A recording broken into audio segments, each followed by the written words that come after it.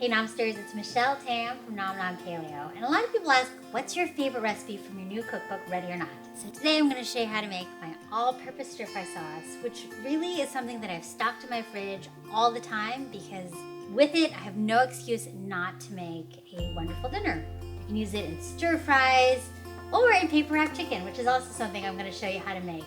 And all it is, and actually I just throw it all into a mason jar, because then I can keep it in the fridge, shake it up whenever I need it. But it's got coconut aminos, which is a soy sauce substitute, which has no gluten and no soy.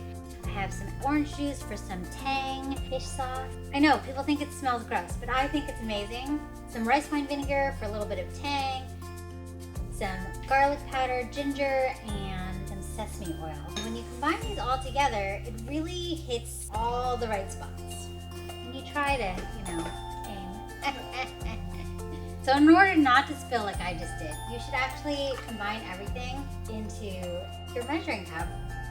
So this though, I'm going to whisk a little bit because the dried ginger and garlic, you don't want that stuck on the side of the cup. And then you just pour it in. It should fit perfectly in a 2-cup mason jar. And then you just shake like crazy, just like Tom Cruise did in Cocktail. And I'm sure that's totally aging me, but that's okay. And there you have it, my all-purpose stir-fry sauce to keep you from takeout night after night. So obviously you can use all-purpose stir-fry sauce for stir-fries, but I also use it for all sorts of stuff. I use it as a braising liquid whenever I make an instant pot stew, and I also use it to make paper wrap chicken, which is this aromatic bundle of vegetables and chicken that gets baked in a parchment packet. And so you can really use whatever you have. I like to use bok choy.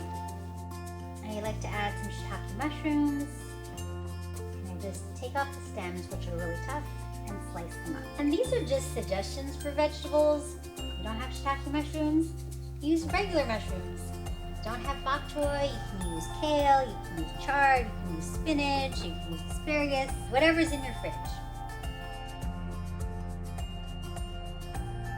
So this is everything that's going to go inside the parchment packets. I've got some chicken thighs, boneless and skinless. So grab a big piece of parchment paper just like this, and then you're going to fold it in half. You're going to draw a heart, half of a heart.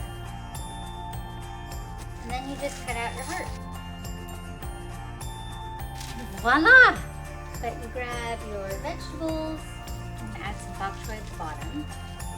Because I'm going to be handling raw chicken, I always have a separate bowl with salt and pepper. I'm going to season, cover it with 1 chicken thigh. And even though you're adding all-purpose stir-fry sauce, I still season it just because the chicken and the vegetables release some juices and it can dilute the all-purpose stir-fry sauce, and this will make it taste yummy. So you add some shiitake mushrooms on top, some sliced shallots. Then you grab your all-purpose stir-fry sauce, which you're going to shake really well to make sure it's well mixed. And then you add about 2 tablespoons or so. Pour it right on top of everything. But this sauce is going to flavor everything in the packet, and it's going to steam in the packet, so it's going to be nice and moist, and it won't be overcooked. And then you just fold the half of the heart over the top. And then right at where the heart, a little divot at the top, you just start crimping and turning all the way around. The whole thing's sealed up, and then you plop it on a rimmed baking sheet.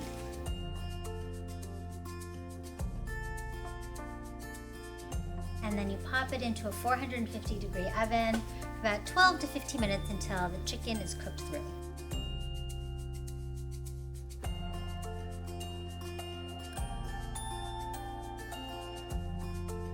So at the halfway point, rotate the tray 180 degrees. Just because I don't know how even my oven is. It's just kind of assurance it's cooked all the way through. So people always ask, how do you know if your chicken's ready if it's all wrapped up? And a really easy way is just to stab it with a thermometer. And you can stab right through the paper, right into the chicken. You just want chicken thighs to be about 165. And chicken breast, I like to go about 150 with chicken breast.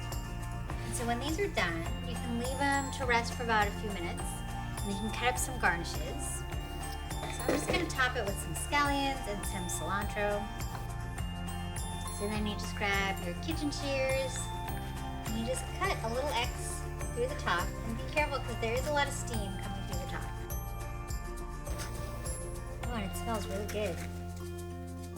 And inside is dinner, because it's got your meat and your vegetables. You can throw on a pretty garnish.